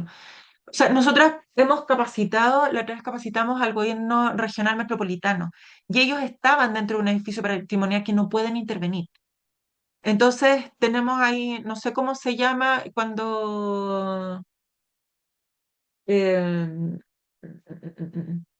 Cata Gloria, cuando eh, se topan las leyes, pero no es, son contraproducentes una con otra. Pero efectivamente no podían hacer. Ahora, ¿qué es lo que hacían? Que la oficina de discapacidad o todos los servicios en los que se requería atención de personas con discapacidad eran derivados a otro edificio. Entonces, en este edificio solo era personas, entre comillas, administrativas que trabajaban ahí y que no tenían ninguna discapacidad física en la que se tuvieran que trasladar en silla de ruedas. Pero es un problema. Así que eso. Ah, no sé si Gloria fue quien me preguntó ayer respecto del servicio civil, depende del Ministerio de Hacienda.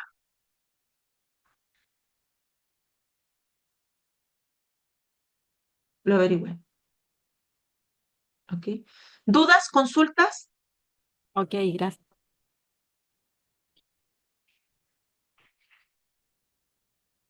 ¿No? Ok.